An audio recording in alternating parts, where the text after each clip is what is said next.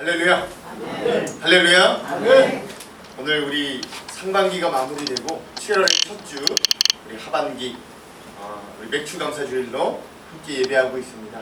이 시간 우리가 감사를 회복해서 이 감사를 통해 하나님의 귀한 은혜를 누리며 또 감사할 때 우리가 먼저 감사할 때 모든 것들을 다 채워주시고 회복하시는 하나님의 은혜가 저와 여러분에게 함께하길 그런 하반기가 되기를 주님의 이름으로 축원드립니다.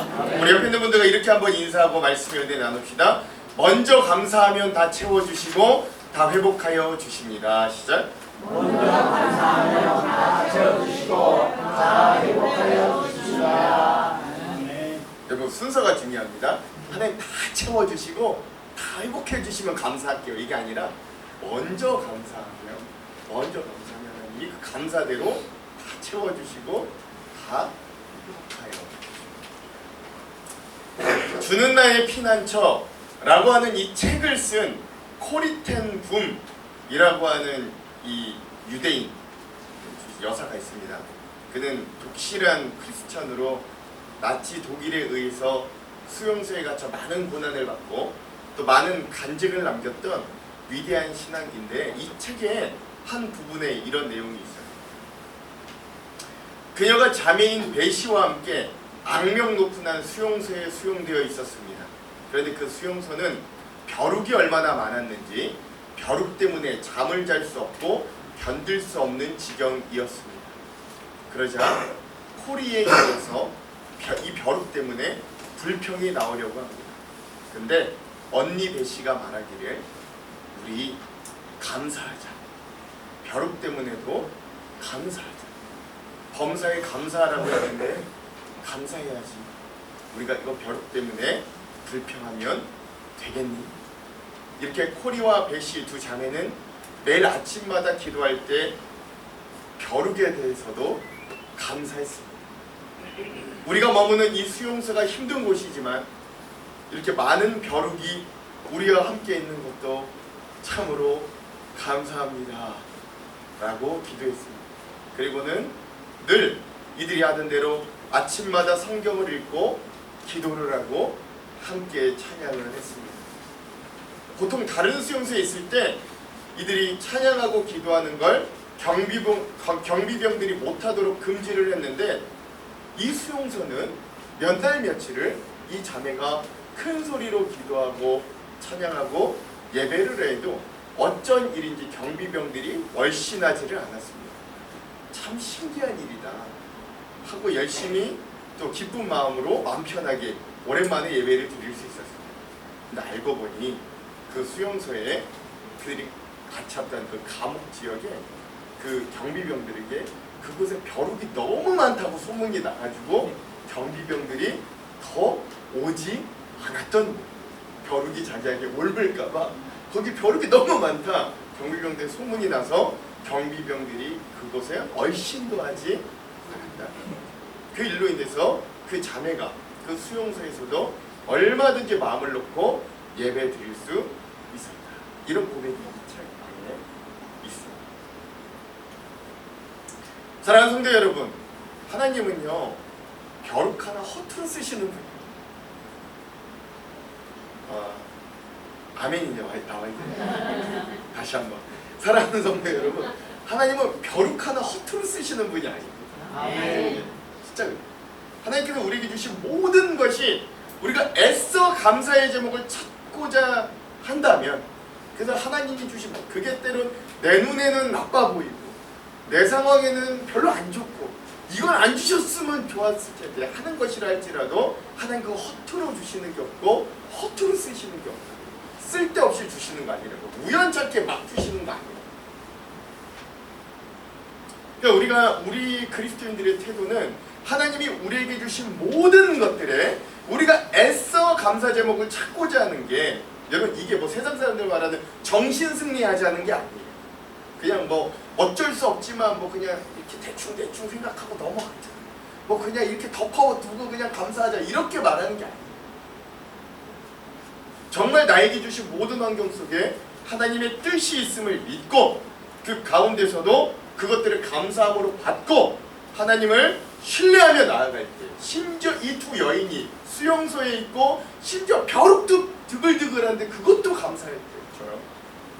그 모든 것들을 주시 하나님을 신뢰하며 나아갈 때 하나님은 곧 머지않은 시간에 우리에게 그 사건과 그 일들이 우리에게 준 의미들을 곧 깨닫게 하시고 어려움 중에서도 감사한 우리들에게 정말 더욱더 감사한 일들이 넘치도록 역사하시고 깨닫게 하신 하나님을 우리가 곧 만날 줄로 믿습니다. 이게 어떤 자에게 나타나는 일이라고요? 선감사하는 자. 먼저 감사하는 자. 먼저 감사. 이래서 감사하는 게 아니라 이렇지. 이런 거지. 그래도 먼저 감사하는 자에게 하나님이 깨닫게 하시고 알게 하시고 베풀어 주시는 은혜가 더 크다. 우리의 삶이 힘들든지 어렵든지 그 가운데서 감사할 수 있는 사람이 진정한 신앙인이라고 할 수 있습니다. 그 감사를 통해서 하나님은 반드시 선한 결과, 유익한 결과를 주시는 게 우리 신앙생활의 비밀이라면 비밀이고 또 우리가 온전히 살아갈 수 있는 신앙인들의 비결이라면 비결일 수 있는. 우리 인간들은 늘 감사를 자주 잊어버리기가 쉽습니다. 그래서 하나님께서는 이스라엘에게 3가지 절기를 주셔서 늘 그 절기를 통해 강제적으로라도 감사를 기억하게 하셨어요. 그리고 오늘 우리도 벌써 한 해의 절반이 다 갔습니다. 그리고 오늘 우리는 하반기의 시작인 7월의 첫째 주인 우리 맥추 감사주의를 함께 여기서 벌써 맞이하고 있습니다. 그러니까 우리 이렇게 절기가 돌아오는 이유는 그냥 이 절기들을 그냥 의무적으로 지켜야 이런 게 아니라 매년마다 하나님께서 우리가 감사를 너무 쉽게 잃어버리는 존재라는 걸 아시니 매년마다 시기를 정해놓고 아예 감사하자, 아예 감사를 회복하자, 하나님의 은혜, 하나님의 구원, 하나님의 인도하심을 한번 우리가 특별히 기억해보자.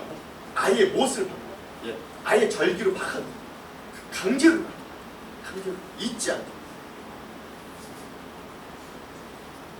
신약시대를 살아가는 그리스도인의 삶도 마찬가지라고 저는 믿습니다. 여러분, 그러므로 우리가 감사를 회복할 수 있는 귀한 은혜가 되길 주님의 이름으로 축원드립니다.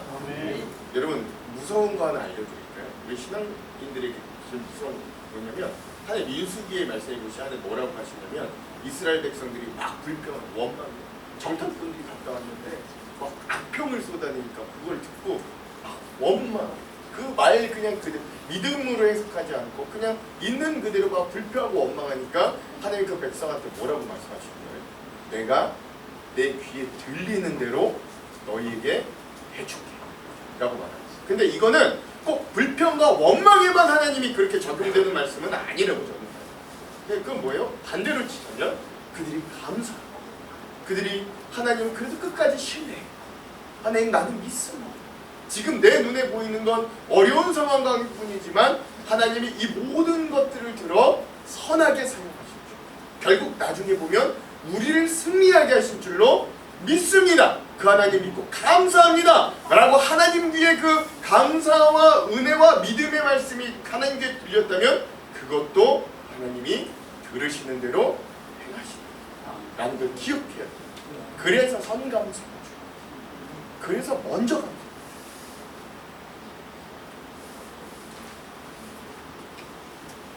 쉽지 않죠? 목사인 저도 쉽지 않아요. 쉽지 않죠? 사랑하는 성도 여러분, 우리 인간은 늘 감사 잃어버리기 쉬운 존재예요. 아무리 큰 기적 같은 일이 나도요, 그거 뭐 감사 3개월이나 갈까요? 3개월이나 갈까요? 감사하기보다는 불평하고 원망할 때가 훨씬 많습니다. 그래서 하나님께서는 우리에게 늘 감사하는 훈련을 시켜주도록 감사절들을, 맥주, 감사절, 추수, 감사절, 그렇잖아요? 부활주일, 감사예배, 뭐 다 감사. 아니, 감사를 체질화시키도록 하나님은 우리를 그렇게 이끌어 가십니다. 감사는 우리의 삶의 유익이요, 감사는 우리의 삶의, 특히 우리 신앙인들의 이 믿음의 가장 기초적인 베이스라는 걸 여러분 잊지 마시기 바랍니다. 그러므로 한 해의 절반이 지나고 우리가 새로운 절반을 시작하는 이 시기에 우리가 어떤 고백을 해야 되겠습니까? 여러분 이거 이제 하지 마십시오. 아휴 뭐 했다고 벌써 절반 다 지나갔네. 이거 이제 하지 마십시오. 이거 하지 마십시오. 예. 이런 한창이 아니라 오늘부터 이 말씀을 들은 우리는 그래도 지난 한 해의 절반 어려움 중에서도 난 여기까지 인도해 주셔. 그래도 여기까지 또 내가 우리 가정이 그래도 순탄하게 큰 문제 없이 문제가 있었더라도 이렇게 해결되고 회복되고 한 여기까지 인도해 주셨네 라고 고백할 수 있는 그런 은혜. 여러분 저는 그게 기적이에요. 감사할 수 없는 상황에서도 이 믿음의 사람들이 감사가 터져 나올 때 그 자리가 그냥 기적, 그게 기적. 그런 기적이 상식이 되는 그런 기적이 항상 넘치는 우리의 삶이 됩니다. 그런 감사를 회복하는 저와 여러분 되길 주님의 이름으로 축원드립니다. 우리 옆에 있는 분들과 함께 이렇게 한번 인사해 봅시다. 한 해의 절반도 하나님께서 여기까지 인도해 주셨습니다. 정말 감사합니다. 시작. 한 해의 절반도 하나님께서 여기까지 인도해 주셨습니다. 정말 감사합니다. 오늘 본문의 말씀에 보면 우리는 감사를 통해 일어난 아름다운 한 광야의 감사의 기적들을 볼 수 있습니다. 여러분들 너무나도 잘 아시는 오병이어 기적에 대한 이야기입니다. 예수님께서 광야 빈들에서 말씀을 증거하시는데 그 소문을 듣고 많은 사람들이 구름대처럼 몰려들었어요. 그 숫자가 얼마나 많든지 남자 장정만 5,000명이 모였다라고 성경이 이야기하거든요. 그러니까 그 남자 장정에 딸린 아이들, 자녀들과 아내들, 여인들까지 합치면 학자들 추정치로는 적게는 15,000명에서 많게는 한 2만 명의 사람들이 거기 예수님의 말씀을 들으려고 웅집해 있었다라고 보통 추정합니다. 그 많은 사람들에게 예수님이 능력 있게 말씀을 증거했어요. 그렇게 예수님이 그치면은 그냥 예수님이 2박 3일 부흥회를 하시는 거예요. 2만 명을 데리고 거기서 부흥회를 계속 하시고 말씀 사경이 부흥회를 하시고. 그런데 이제 많이 시간이 지나가고 저녁 때가 돼요. 제가 봤을 때는 이 당시는 부유했던 때가 아니라 이틀 3일 이들이 그냥 쫄쫄 굶으면서도 예수님 따라다니며 말씀을 계속 들었던 것 같아요. 아마도 둘째 날 저녁 때쯤이 아닌가 싶은데. 그러니까 내내 굶은 말씀은. 그러니까 이제 이들이 더 있으면 쓰러질 거예요. 그래서 이들을 좀 돌려보내야 돼요. 허기지고 굶주려 있었습니다. 그러니까 예수님이 이제 그 상황을 보시는 그런 예수님의 의도를 알아챈 제자들이 먼저 이렇게 선수를 칩니다. 라핀이 선생님, 저 무리들 이제 각 동네로 좀 보내서 뭔가를 좀 사먹게 했으면 좋겠습니다 라고 말했어요. 그런데 예수님은 그 무리들, 자기와 함께 자기를 따라다니며 그 말씀을 사모하며 그 말씀대로 따랐던 그 무리들을 그냥 차마 돌려보낼 수가 없는, 굶주리고 허기진 그들이 다시 그 먼 길을 가다 지쳐 쓰러질 수도 있었기 때문에 그 무리에 대한 지극한 사랑의 마음을 가진 예수님이 오히려 제자들에게 이렇게 말씀하십니다. 제자들이 뭐라고 제안했다고요? 저들을 각 마을로 돌려보내 먹겠으면 좋겠습니다 라고 하는 말에 예수님의 대답이 뭔지 봅시다. 마태복음 14장 16절 한번 같이 읽어볼게요. 시작. 예수께서 이르시되 예수님 뭐라고 하셨다고요? 야, 보낼 필요 없어. 저 많은 사람들 보낼 필요 없어. 근데 뭐라고 하세요? 제자들에게 니네가 먹을 걸 주라. 예수님이 이렇게 말하니까요. 예수님이 이렇게 말하니까 여러분 같으면 아멘 쉽게 나오겠어요. 여러분들은 아멘 쉽게, 아멘이 잘 안 나오고, 이거 아멘이 나올 수가 없잖아요. 이거 무슨 소리지? 뭐 어떻게 그러니까 그래서 성경을 입체적으로 볼 필요가 있는데, 그래서 제가 오늘 똑같은 사건의 말씀이지만 두 본문을 택했던 이유가 이제 이 말씀을 입체적으로 보자는 거예요. 예수님이 이런 말씀을 하고 나니까 오늘의 또 다른 본문인 요한복음 6장에 보니까 그 중에 제자인 빌립이 이렇게 질문하는 거예요. 요한복음 6장 7절. 이것도 한번 읽어볼게요. 시작. 빌립이 대답하되 각 사람과 조금씩 받게 할지라도 입에 있는 우리는 거기 예수님이 뭐라고 야 니네가 먹여라, 니네가 저들을 먹여라 라고 하니까 빌립이요 바로 계산이 바바박 되는 거예요. 예수님, 저희가 먹이려고 해도 이 사람들을 먹이려고 해도 얼마의 떡이 부족하다고요? 200데나리온의 떡이 부족. 1데나리온이 이 당시 품꾼 하루 일삭이었거든요. 하루 일삭이 1데나리온. 그러면 200데나리온이면 200명의 사람들이 하루를 일해서 벌어야 되는 어마어마한 돈이죠. 우리가 보수적으로 잡아가지고 뭐 대한민국 요새 뭐 제가 뭐 그게 얼마인지 모르지만 하루 일값이 그냥 10만 원이라고 보수적으로 그냥 10만 원이라고만 쳐도 얼마예요? 2천만. 2천만. 네. 근데 지금 그냥 우리로 환산하고 그냥 보수적으로 줬어요. 사실 그 많은 돈이 어디 있겠어요? 그리고 그 돈이 있다고 한들 그 많은 떡을 또 어디서 구해요? 근데 우리가 주목해야 될 건 예수님께서는 다른 곳이 아니라 너희가 먹을 것을 주라 라고 말씀하셨대요. 예수님 이거 몰랐을까요? 예수님이 돈이 없다는 거, 떡을 살 데도 없다는 거 이거 몰라서 이런 말 하셨을까요? 아닙니다. 우리 모두가 이 오병이어는 예수님께서 일으키신 기적이라는 걸 모두가 인정합니다.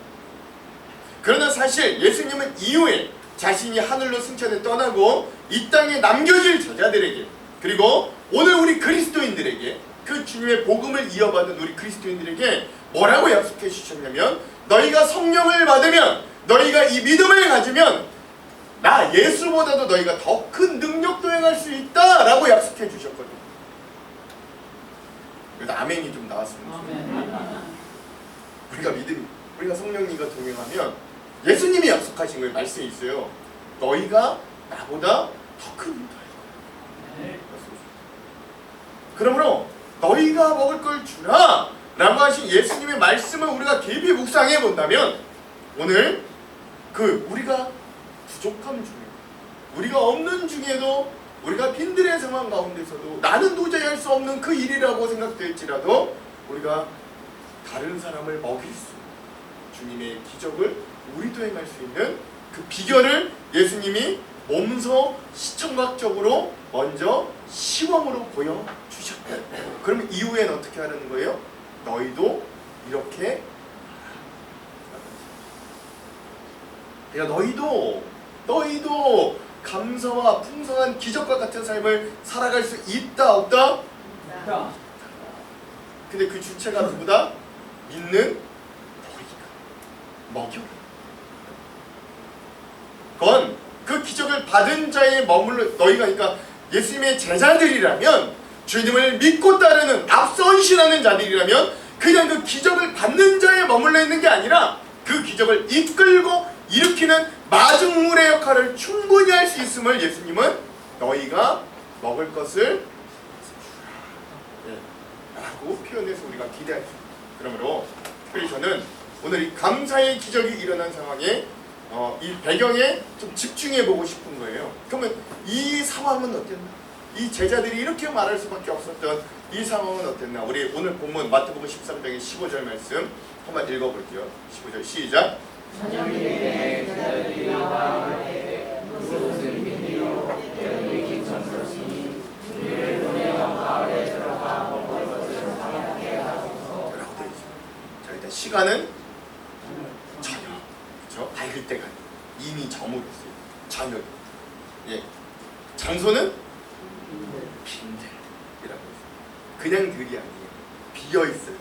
들인데 비어 있어요. 아무것도 없어요. 사실 광야라고 해도 다르지 않아요. 여러분 빈들 어떤 이미지 줍니까? 넉넉하지 못해요. 넉넉하지 못한 정도가 아니에요. 아무것도 없어요. 아무것도. 황폐해요. 적막해요. 쓸쓸합니다. 사실 엄밀히 장소만으로 따지자면 소망이 없어요. 살아갈 수가 없어요. 먹을 것이 없는 곳이에요. 그런데 그곳에 주님께서 놀라운 기적을 행하여 지시는 것. 예. 이 본문, 특히 이 빈들이라고 하는 이것을 보고 많은 목사님들, 학자들이 이 빈들에 대해 해석하기를, 이 빈들은 육신적으로는 가난한 상태, 배고픈 상태를 의미하는 곳이지만 영적으로는 삭막한 심령을 의미한다 라고도 이야기합니다. 즉 오늘 우리의 영적인 상태를 이 빈들에 대입해 보자면, 우리의 마음이 강박해져 있고 우리의 믿음이 텅 비어 있고 우리의 영적인 상태가 고갈되어 있는 상황이라는 것들을 우리가 대입해 볼 수 있습니다. 사람들이 점점 감사를 잃어버리고 이기주의라고 하는 빈들에 서로 방황하고 있습니다. 이 삭막한 심령의 빈들에서 우리가 어떻게 이런 감사의 기적들을 체험할 수 있습니다. 우리 공동체 속에서 어떻게 이런 놀라운 하나님의 기적을 우리가 직접 일으키고 먹이고 함께 살아낼 수 있는가, 어떻게 감사를 회복할 수 있는가, 우리 이것들을 오늘 우리가 좀 두 가지 조건들로 함께 좀 살펴보았으면 좋겠습니다. 첫 번째 우리 나눌 건 뭐냐면, 주님의 사랑이 주님의 사랑과 이 풍성한 기적의 필수. 빈들에서도 기적이 일어날 수 있는 건 뭐가 있어야 된다고요? 주님의 사랑. 오늘 마태복음 본문을 보면 빈들의 상황에 놓여진 수많은 무리를 보시는 예수님의 시각과 심정이 고스란히 담겨져 있거든요. 오늘 마태복음 14장 14절의 말씀, 예수님이 그들을 어떻게 보셨는가 한번 봅시다. 14절 함께 읽겠습니다. 시작.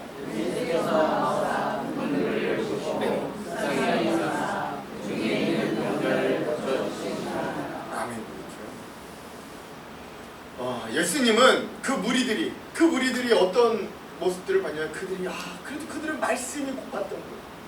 때론 진리가 무엇인가를 알고 싶고, 때론 자기의 삶에는 도저히 희망과 소망을 찾아볼 수 없어서 때론 그 잠깐이라도 생계마저 내팽개치고 무엇인가를 좀 얻고 무엇인가를 좀 깨닫고자 예수님께 나온 이 가난한 빈들의 심령들을 예수님도 불쌍히 여기셨다라고 이 말씀은 이야기합니다. 근데 여러분, 여기서 예수님이 불쌍히 여기다는 게 그냥 감정적으로 우리가 누군가를 긍휼히 여기고 그냥 그 마음에 어떤 그를 뭐 동감하고 이 정도가 아니고요. 이 원어, 불쌍히 여기다는 헬라 원어를 보면 스플랑크니조마이라고 하는 단어이고, 이 단어의 원뜻은 뭐냐면 마치 이 사람이 어떤 마음으로 다른 사람을 보냐면 내장이 타는 듯한 마음으로 다른 이를 보는 거예요. 또는 창자가 끊어질 듯한 마음으로 다른 이들을 보는 거예요. 그러니까 얘를 이렇게까지 불쌍히 보려면 제가 볼 때는 이게 딱 대입되는 거 어느 때밖에 없냐면, 심하게 다친 내 자녀를 보는 부모의 마음, 심한 어려움 가운데 처해있는 내 새끼를 보는 부모의 마음이 아마 이 정도일 거죠. 그러니까 주님이 이 무리들을 보는데 이 마음은 그냥 불쌍해, 배고파서 어째 이 정도가 아니라, 저들을 보니까 내 창자가 끊어지고, 저들을 보니까 내가 애가 끓어, 저 영혼들을 보니까 내가 못 견디겠어, 이런 마음으로 그들을 보셨다. 그러니까 우리나라 말에는 제가 가장 여기 불쌍이라기보다는 주님이 그들을 보고 애간장이 타서 뭐 이렇게 해서 훨씬 더 나가서 애간장이 뭐 이런 게 훨씬 더 우리나라 맞는 표현이라고 하죠.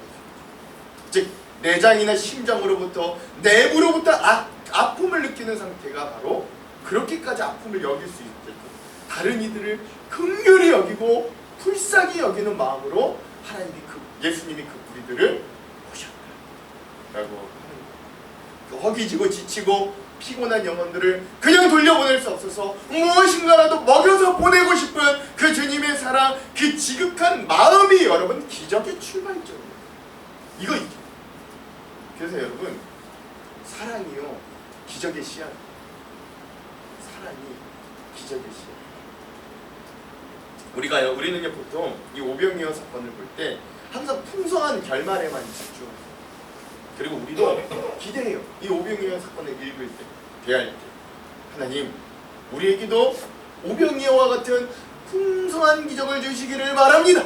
하나님 우리에게도 오병이어와 같은 응답과 역사가 일어나 차고 넘치는 은혜가 있을 줄로 믿습니다 라고 우리 보통 이렇게 이야기하는데, 이것도 좋아요, 이것도 중요한데, 그러나 사실 오늘 우리가 더 주목해야 될 장면은 이런 풍성함과 기적의 출발이 어디서부터 시작됐는가? 그 무리를 향한 주님의 끓는 사랑에서부터 시작됐다는 거 여러분 이거 잊으세요. 그러므로 사랑이 없는 곳에는 풍성한 기적도 없는 거예요. 끓는 사랑이야말로 바로 기적과 응답의 불씨, 즉 우리의 삶에 감사가 터져 나오는 원천이 되는 것. 사랑하는 성도 여러분, 우리 가정에 그리고 우리 교회 공동체에 풍성한 응답과 기적과 같은 놀라운 역사들이 일어나기를 간절히 바라십니까? 아멘.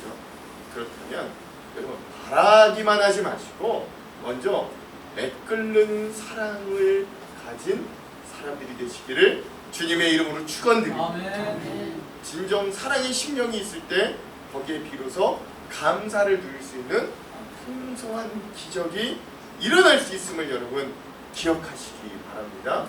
하나님도 먼저 우리를 사랑하셨어요. 애끓게 사랑하셨어요. 요한복음 3장 16절 시작. 하나님이 세상을 이처럼 사랑하사 독생자를 주셨으니 이는 저를 믿는 자마다 멸망치 않고 영생을 얻게 하려 하심이라. 예수님이 이 땅에 오셔 우리를 위해 죽으시고 십자가에 피 흘리심으로 우리 죄가 용서받는 기적, 주님의 자녀가 되는 기적이 그 주님의 이처럼 사랑하는 애끓는 사랑에서부터 시작됐습니다. 로마서 5장 8절 이렇게 해서 시작. 우리가 아직 죄인 되었을 때에 그리스도께서 우리를 위하여 죽으심으로 하나님께서 우리에 대한 자기의 사랑을 우리는 아직도 죄인이었어요. 주님이 우리를 위해 죽어도 그게 뭔지도 몰라요. 그런데도 주님은 자기의 몸을 먼저 던졌어요. 애끓는 거. 저들이 나중에라도 알겠지. 저들을 살려.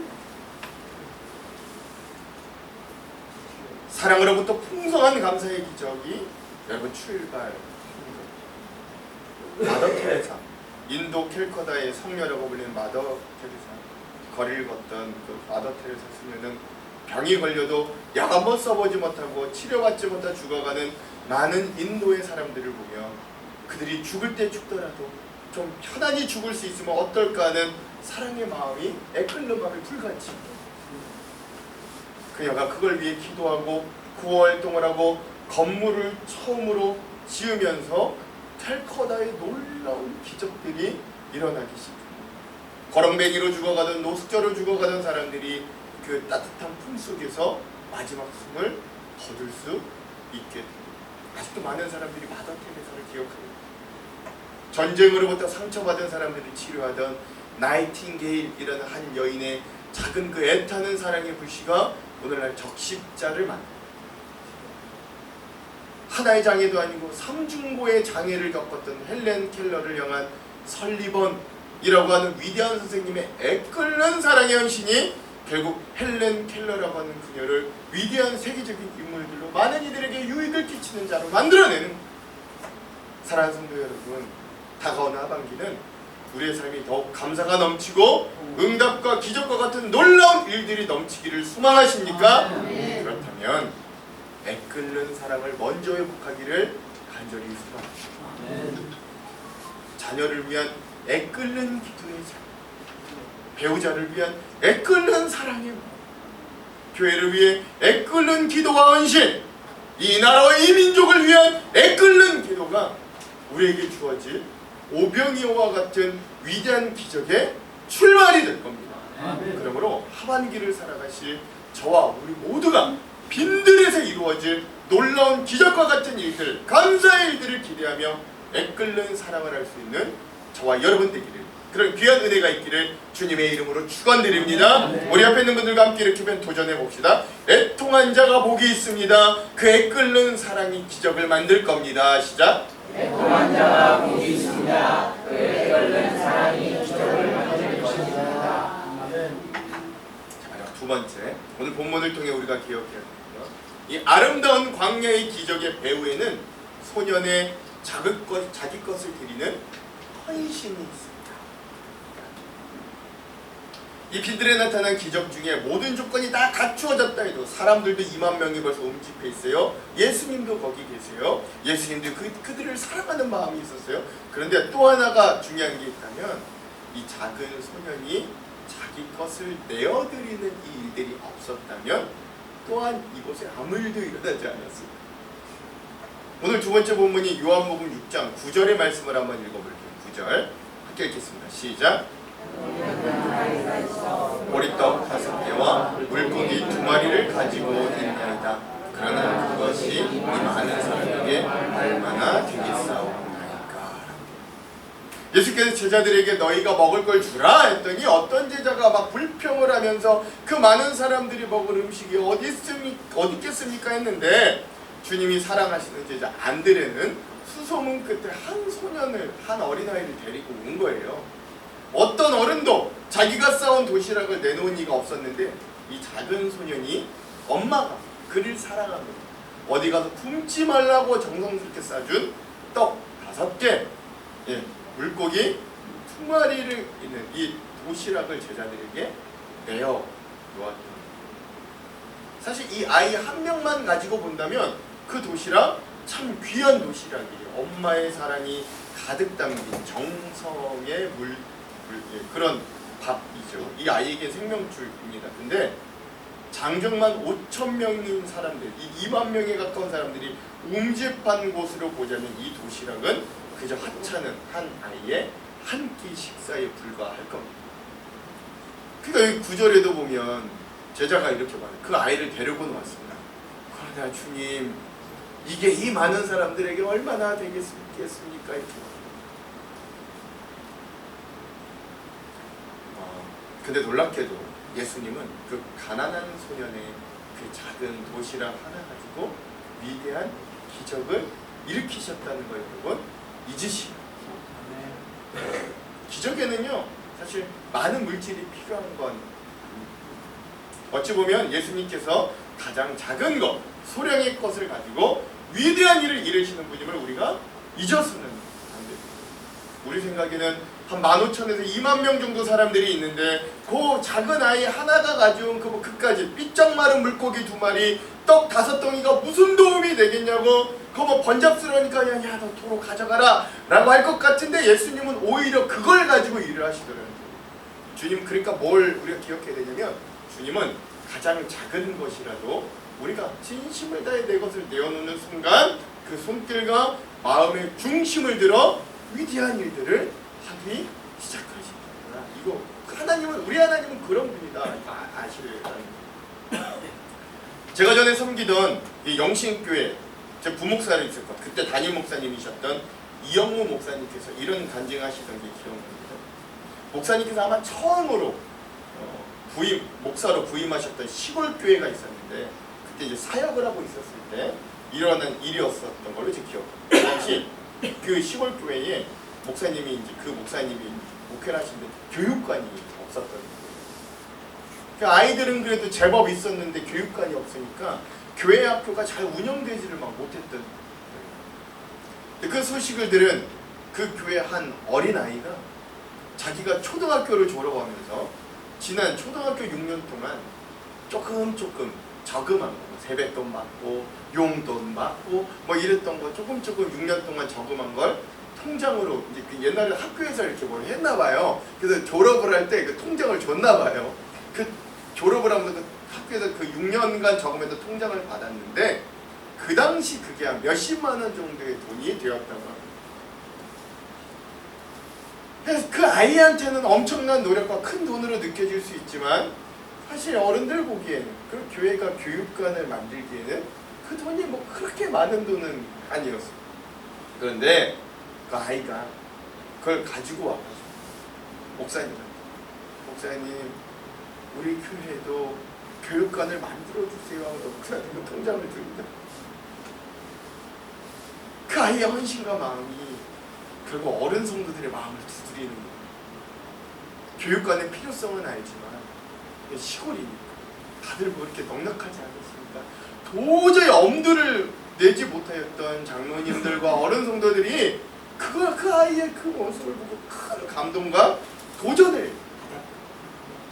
아니 모두의 마음이 이 소년이 이 저금통을 깨서 드리는데 어른 된 우리가 이제는 가만히 있을 수가 없지라고 하는 절실한 마음들이 생기기 시작합니다. 모두가 언급하기 시작했는데 나중에 보니까 그 시골 마을, 그 교회, 교육관을 훌륭하게 건축할 수도 있고 남을 만큼 모아서 결국 교육관을 건축하고 교회학교 아이들이 드디어 제대로 신앙교육을 받고 예배드릴 수 있었다. 그 모든 일들이 내가 한 게 아니라, 목사인 내가 한 게 아니라 그 아이의 작은 헌신에서부터 시작됐다. 그 간증을 저희 부교육자들한테 해주셨던 그 일들이 기억납니다. 하나님의 기적은 자기 것을 되어드리는 우리의 희생이 없이는 불가능합니다. 사도 바울이 빌립보 가서 복음 전할 때 자줏빛 옷 장사였던 루디아라는 여인이 자기의 거처를 예배처로 사용하도록 내어드림이 없었다면 마케도니아를 복음화시켰던 본부교회 빌립보 교회는 없었던 모든 주님의 일들이 사실은 다 내 것을 드릴 때 그 작동을 내 것을 드릴 때 가능한 것. 예수님께서 십자가의 구원을 이루고자 예루살렘에 입성하실 때 제자들에게 나귀 새끼를 풀어라고 했거든요. 그때 그 나귀 새끼 주인이 그 자기의 나귀 새끼를 풀어가는 제자들에게 그거 왜 풀어갑니까? 라고 했더니 그들이 이 제자들이 뭐라고 해요?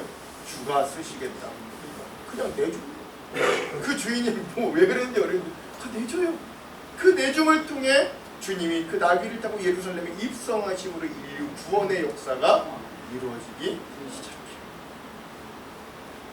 즉 그것이 작은 것일지라도 내 시간을 드리고 내 물질을 드리고 내 마음을 드리고 내 사랑을 드릴 때 여러분 거기에 위대한 기적이 출발할 수 있음을 또한 믿으시기 바랍니다.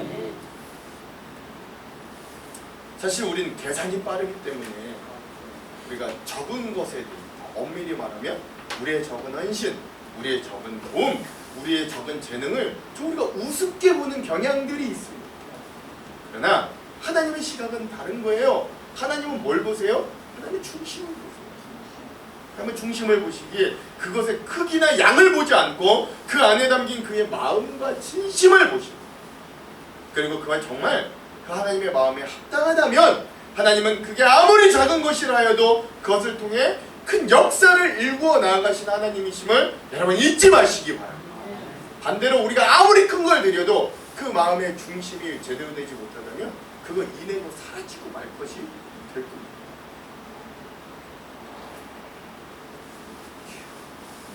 하나만 더. 여러분 엘리야가 기근을 맞이했을 때 시돈 땅의 한 과부집에 찾아가는 사르밧 과부의 집에 찾아가서 그 여인에게 물을 청하다가 그 여인이 물 들어가는 사이에 다시 불러서 이렇게 얘기하죠. 내가 몹시 배가 고프니까 가서 좀 떡 좀 하나 만들어 주십시오 라고 말하니까 여인이 뭐라 그래요? 어려울 것 같은데 우리의 상황이 어떤지 아십니까? 자기의 상황을 막 구구절절. 우리도 기근 때문에 이제 죽을 수밖에 없어요. 저 과부고 아들 하나 있는데 우리 집에 딱 한 움큼 밀가루 요만큼의 기름이 있어. 요걸로 마지막 떡 하나 만들어서 아들과 나 먹고 죽으려고 하던 참입니다. 근데 그 떡 달라고 하십니까? 근데 엘리야가 달래요. 그걸 달래요. 근데 이분들도 참 대단한 게 또 줘요. 만들어서 줘요. 그 떡을 만들어줘요. 나랑 아들이 마지막으로 먹고 죽으려고 했더니 그걸 또 만들어줘요. 내어줘요. 근데 거기 어떤 일이 일어나요? 그 가정에 기름이 떨어지지. 밀가루통에 밀가루가 떨어지지 않아요. 귀한 거, 어밀고 떡 한 동이 그게 뭐예요? 그거 드리면